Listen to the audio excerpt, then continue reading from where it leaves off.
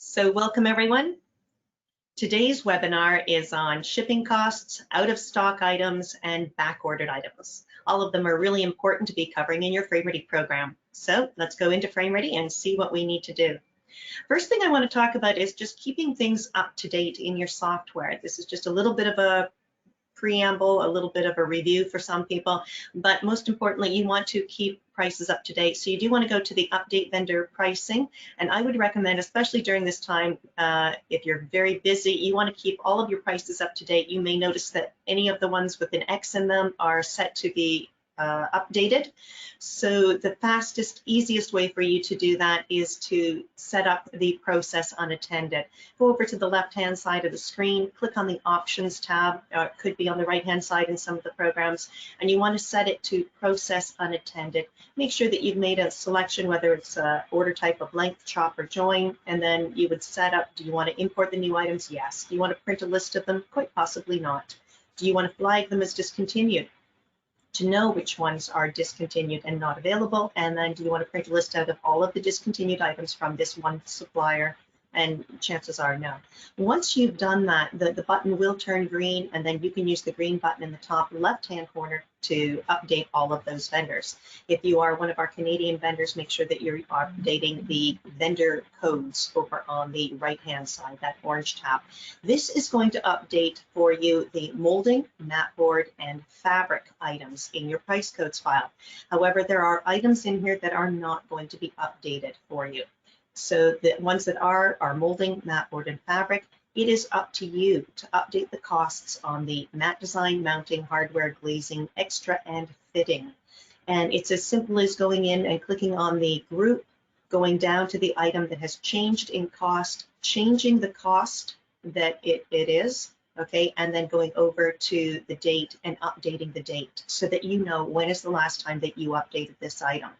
Now, if they are priced by a code table, you may need to also update the code table in order to have the retail prices change. But if it's a markup and a set price, which this item is, using a markup and a set price, priced by United Inch Area, then all I need to do is change the cost of the item, or sorry, I've updated the retail price for that item. So those are the things that you want to do. As I mentioned, if it's a code, then you can increase it by a percentage if you want by going to the code tables and clicking on the increase by percentage tab button at the top of the screen. But let's go back to what we want to cover today, and that is covering your shipping costs. I'm just going to stay right here in the price codes file because this is where we want to start out. And I've got a number of items in here to start with, so I'm going to go to those items that I flagged for us. One of the easiest ways to identify your shipping costs and cover it is to use the set price field.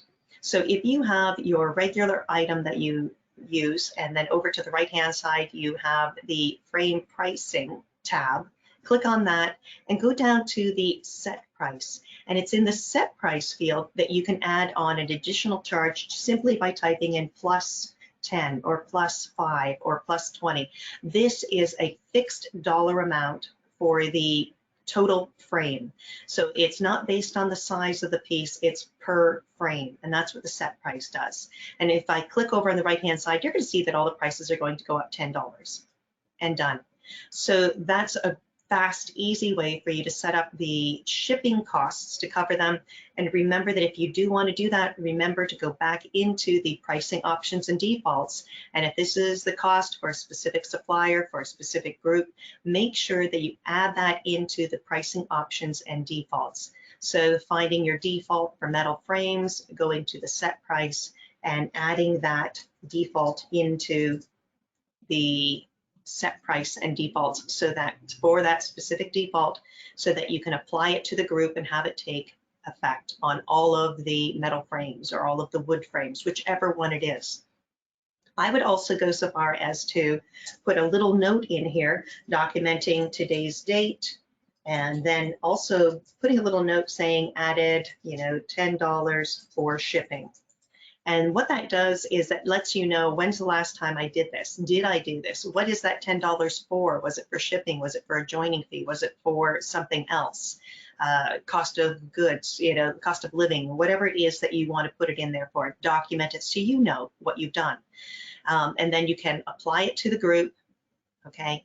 I would say you want to blank that out if it's something that you would purchase by length, shop, and join, okay? And then click the apply button to apply it to all of your suppliers. So that's one simple way that you can do this. Another option that you have, and I'm going to go over to, because there's that one, and here's the third one. The other option that you have is to use the oversize charges.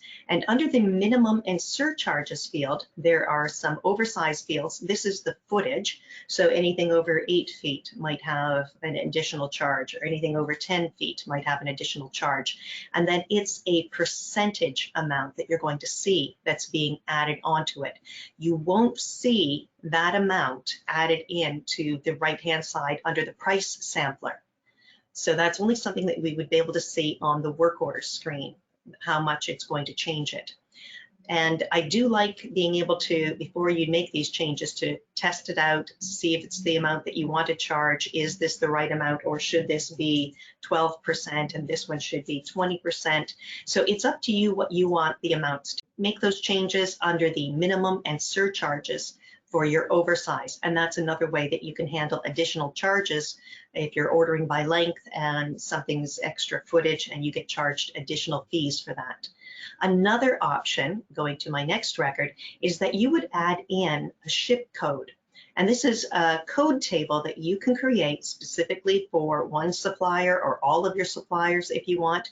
And in that code table, and I'll just show you what it looks like, all I've done is I've added in some United inch sizes, and I've put in the shipping amounts based on those sizes.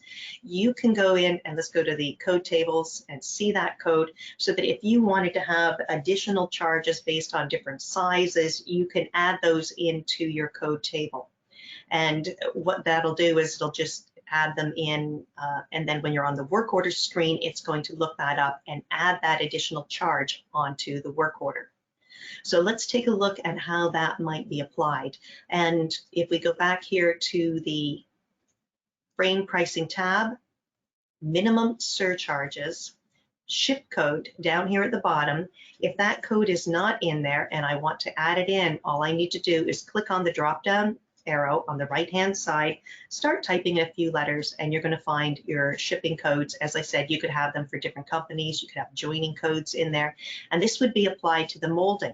Now, in order to apply it to all of the molding for this particular company, I would go back to the pricing options and defaults. Again, look for the default if this is specifically for metal.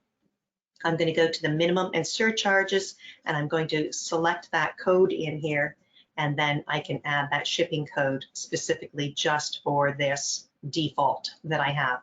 Again, apply it to the group, okay? Remove the length, chop, and join if you use all different types, cost types, and then click the apply button to apply it.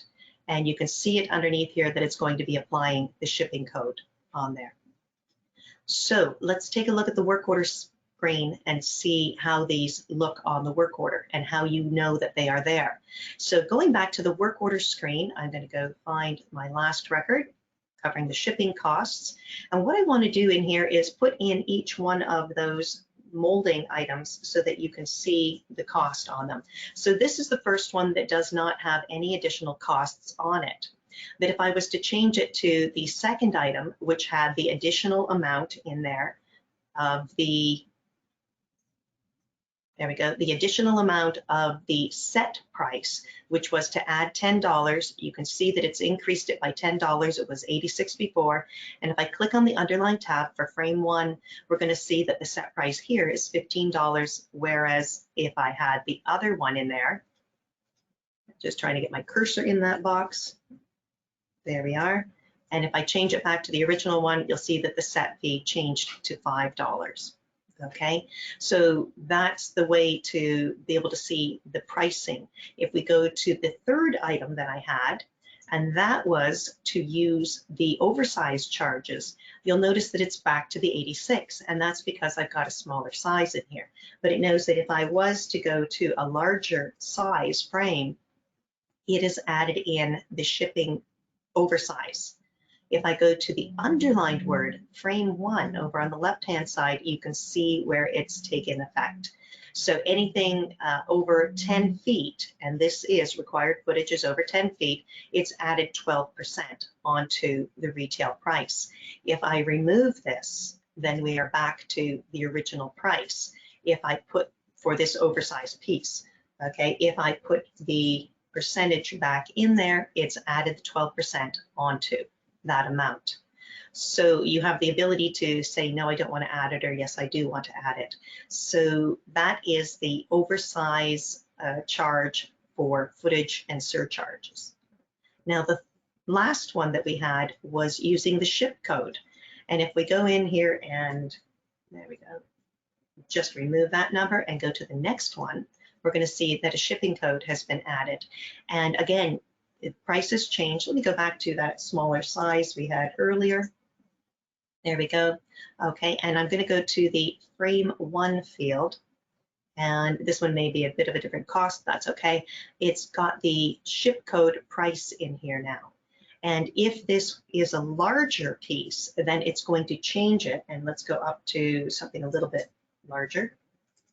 There we go. And it's changed the price based on the shipping code that's added. If I go to the frame 1 field now, you'll see that it's added the $5. And of course, if it goes larger than that, then what's going to happen is, let's go up much larger, it's going to add in additional fees each time. So you don't have to remember it. It's in the background and it's adding those shipping charges on so that you are covered. So that's one of the easy ways to do that. The thing that you could do is that if you have Frame Ready 12 or higher, you can add something into the extra field. And you'll see that down here in the extra field, there's an item called shipping. And you can set that up in the price codes file so that if I was to create a new item, and I'm going to click on that, even though I have it in here already, we'll click on new item. We're going to go to extra, okay, and then I'm going to type in shipping, and I'm going to say 01. Because I already have a shipping in there. But if you want to price it out, go over to the extra tab on the far right hand side, the dark blue one, and you can either add in a price per united inch, okay, something in there to give a cost, or you can choose not to use that at all, and it's just going to be a flat rate fee of a shipping cost, or you can combine it together with the set price and the shipping, with the price per united inch and the set price to give you a combined amount, or you could just use a code table. One of the things that you can do in Frame Ready 12 and higher is that you can go back to the main menu and say, now that I've set that up, I want that applied to all work orders when I create the work order, and I don't want to have to remember to do it. So I'm going to go to the Options tab on the main menu, go down to More Options, and now under the Work Order Defaults tab, I'm going to click on the Extra field, which is relatively new, and I'm going to go down to Shipping, scrolling down, and there we go. I've got my 2 shipping costs. And if I decided that this is the one that I want to use from now on, I'm going to click that, and every work order that I create is automatically going to have the shipping 01 charge added to it right at the very start. So going back to the work orders, the minute that I click on new work order, you'll see that that default, I'm going to select one of those, has been added in here. And then there's the minimum on there. And as soon as I start entering in sizes, depending on what the size is, then it's going to increase the shipping amount. Okay, so great ways, lots of different ways that you can cover your shipping costs in Frame Ready. Chrissy, it's time for our first poll. I'm going to turn it over to you. Okay, sounds good. That's okay. Which methods will you use to cover additional costs? Set price, oversize, footage, ship code, extra field, or other? Enter your answer in the question section on the right-hand side. We do have a question for you, Carol, and I'm not sure that if you answered it, but you may have already. So if our shipping costs are $30 across the board, how would that be figured out? Okay, so then you could put that $30 in to the set price, Or you could use the extra field and have it applied to every work order that starts, that you create, and have it in there. I would say those are the two best ways that you could do that. Thank you. We're just about done here, so I'm going to close the poll and I'll share the results with you. Okay. Taking a look at ship code. Oh, awesome. Yeah. Oversize and footage. Yeah. Extra field footage. Oh, excellent. Set price. Okay, great. Thank you so much for the feedback, everyone. Super. So we're going to move on to the next section, and now we want to cover out of stock items. Okay, and these are things that you want to know that they're out of stock before they walk in the door. Now, out of stock is not the same thing as the discontinued. So I'm going to go back to the work orders, sorry, go back to the price codes file. And over on the right-hand side, we have a validation over here that says whether it's current, not verified, meaning that we believe that it's discontinued. And then we also have discontinued. And I would suggest leave those as they are, because this is something that's a little bit different. And what we want to do is we want to use other fields to identify the items that are out of stock, because they're going to be coming back, and we want to be able to know that they are back and when they are out. So I'm going to click on my marked records here, because I've got some items here that we can work with. So one of the things that might happen is the companies don't necessarily tell us when something is out of stock, and we don't cover those in the vendor updates. However, you may receive something from the company telling you which items are out of stock. And if you do receive them, here are some ways that you can identify the items that you have in your database that are out of stock. And what I've done is I found 3 of them that I know that I've marked that I have a sample of them. So if I was going through the list and saying, let's take a look at 1058GR, and I've got that item right here, and on that chart, it says that it's going to be available next week, and then they've got a date up here, so you can actually put the date in if you want. So we're going to cover a couple of ways to do this. So on this first item, what I'm going to do is show you that if you wanted to, you could put something in the location field or in the quantity field if you don't have a quantity of this. When you're going through that list, I've looked to see if I have this item, I have a molding sample of it, so I know that it's something that's out on the floor. I want to identify it so that anybody who is typing that molding number onto a work order is going to know at the time of sale that it isn't available. So one of the most inobtrusive ways to identify it is to put something into the quantity field or into the location field. So let me show you how that looks on the work order. If I go back to the work order, and I'm just going to copy that number because that makes it easier. Let's go to Find All, Last Record, Form View. And here we are. I'm going to remove that item and put this item in.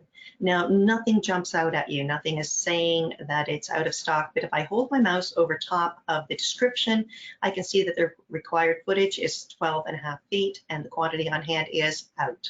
So that's telling me it's out of stock. Another option, if I'm using this method, is to click on frame 1. And when I look underneath here, I can see that the location says that it's out. So it's out of stock. And you can use your own codes for that.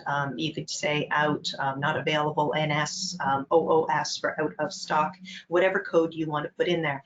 But I don't know that this is really going to get people's attention when you're at the busy moment of the sale. So let's look at something that's a little bit more of a visual for people. So if I've gone in here, I may want to go to this item and I'm going to change it because down here in the description field, that shows up on the work order. And one of the things you can do is that you can simply put in the word out. And if you do that, when you come back to the item, you'll see that it says out. And we can see that right away on the work order. But again, it does require that people are going to be paying attention to that. And I do look at the description, make sure that I have entered the right one, but not everybody does. So another thing that you can do here, and you do need to be in level 4 in order to do this. So I'm going to go back to the main menu. Down here in the bottom left-hand corner, I want to make sure that I'm in level 4, okay? And I've typed in my password. So now when I go back to the price codes file, I'm just going to check. Right, okay. I need to go back to the main menu. So not only did I log in with level 4, but I also need to go up to the top of the screen. I'm going to click on the word perform. and go down to Restore Full Menus. What that does is it adds more words to the menu bar at the top of the screen. And this is going to be very helpful for me because now when I go back to the price codes file, I can go into this section here and say this word out. I can go up to Format now and say I want this to be bold, so that when I go back to my work order, I can see the word out really loud. It shows up. That's great. You also have the ability now to go back in and say, okay, when I click on that word out, maybe I can go up to the format bar and I'm going to decide that it's going to be bright red, just that word out. And I'm going to go back to the work order screen now, and it shows up saying this one's out of stock. And again, if you wanted to say NS or OOS, you can do that as well. If you decide that you really want to get their attention and let them know about this, then you can say out of stock. Okay, and that's really going to show up quite clearly on the work order screen so that they know it's out of stock. Now, some of the items that were on this list are identifying when they will be back in stock, because you need to go back and find those items. So that's another thing that you can do in here as well, is that if you wanted to do out of stock and then put a date in as well. So after the out of stock, I want to put in there, if you want to put November, so it's the end of November, the beginning of November. If you want to put a date in there, or November 30th, November 15th, that's going to be a great red flag to the people that are on the work order screen out of stock until November 30th. Do you need this right away? Can we change this date? Do you really want to wait for this molding? Or do you want to give them a different molding, change that option at this point in time? Because if they can't wait, then you need to, because you now know it's out of stock. And that's a great way that you will be able to know at the time of sale whether the item is available for you or not, and you've got that control on it. Now, if you have changed those items, this will stay in there even if you do a vendor update. Okay, it's not going to change the description. Your original description is in there. When this item comes back in and you know that it is back available, if they change the date and it's no longer November the 30th, you get this back, and now they're saying that it's not going to be available until December the 12th, you can change that item.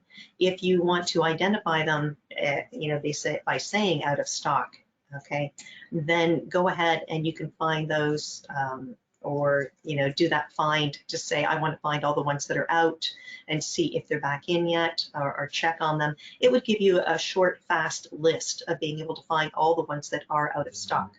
Now, going back to this description can be overwritten, and that will only happen if, when you do a vendor update, you click on the vendor and you hold down the Control key on your keyboard. If I do that and I manually run this update for this one vendor, it will write over top of the description, the barcode, the dimensions on the molding, everything. All the fields are looked up at that time. So that's only in the case where you need to update the sizes and the description and everything else. So do not hold the Control key down if you want to keep all that information that you have entered into the price codes file. If you've entered in your own UPC fields, or you've entered in changes into the description field. So those are the things that I would recommend that you can do in order to identify the out of stock items at the time of sale. Chrissy, I'm going to go back to you, and I think I've covered everything that I need to on that section. We can do our next poll, and then we're going to talk about back-ordered items. Okay. Which method will you use to identify out-of-stock items? Nothing, add to description, out, change text to bold, change color of text, or use caps? All right, I think we're about done, so I'm going to close the poll and share it. Okay. Excellent. Oh, yeah, change it to bold. Yeah, change color. Oh, absolutely. Yeah. Add to the description. Super. Oh, great. So, yeah, Everybody handles things differently, and that's what I love about FrameReady, that it has that flexibility that you can do what you want with the program to make it work for your business. So now we're going to talk about the back-ordered items. The back-ordered items are usually, if you're working with the purchase orders, this is a great way to be able to identify the list of items that need to be ordered from the supplier.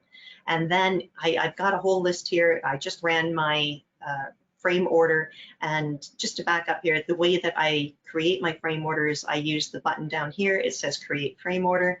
It identifies that I just ran it, so there aren't any orders that need to be compiled. But then I click the proceed button, and it goes through every single work order that I have, and it compiles a list of what needs to be ordered, and I specify which company each item is going to be ordered from. And that's how I get this list. Now, of course, it has multiple items on this list. Some are duplicates, so I'm going to click the consolidate button so that they will be totaled. And then when I click on the consolidate button, it puts them all into a single line, so I know I can see it and it's totaled up the footage that I need. Over on the left-hand side, there were multiple work orders there, and if I click in there, it has all of the work orders that that item is associated with still there, so that if I click the go button, I can still go back to them. And that's important, because if an item is back ordered, I can first of all click on the back order box to put a checkbox beside this. And the way FrameReady works is that this item will appear on the next purchase order for this company. And that's how that works. So it will be identified and ordered for them again. If the company that you work with does not operate that way, what you would want to do then is move that item over to a new purchase order that you can call back ordered, so you can keep track on it. And what I would do is, let me just go back to my list view here. I've created one. I created a new purchase order, just a blank one. And then what I did was I filled in the information for the company. And over in the far right-hand side under terms, I've added a term in here for back ordered. And you can do the same thing for reordered, returns, refund, all of those items to keep track of them for that company. So now this one is on my back ordered. And what I can do now is go back to my list and say that's purchase order number 694.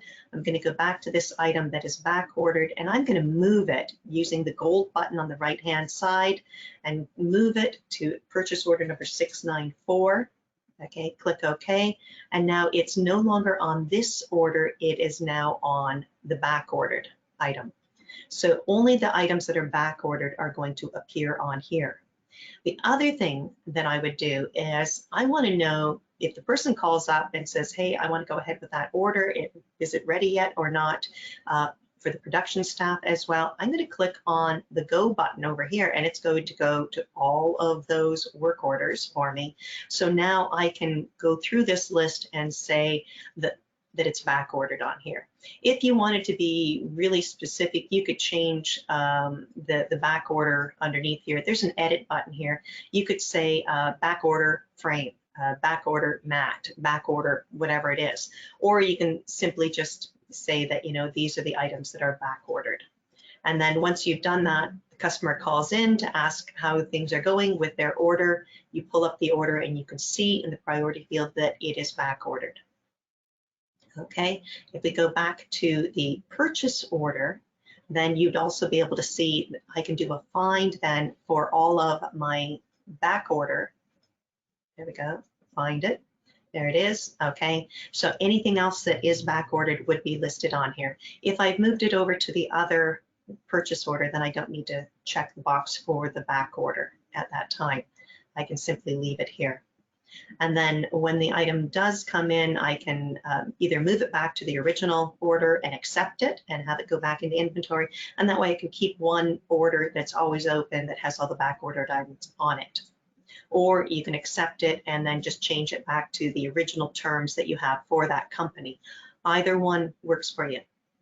Okay, super. So that's all the information I have on tracking the back ordered items, both on the purchase order and on the work order screen. Well, thank you everyone for attending our webinar on additional costs, and we hope to see you again next time. Bye, everyone. Bye.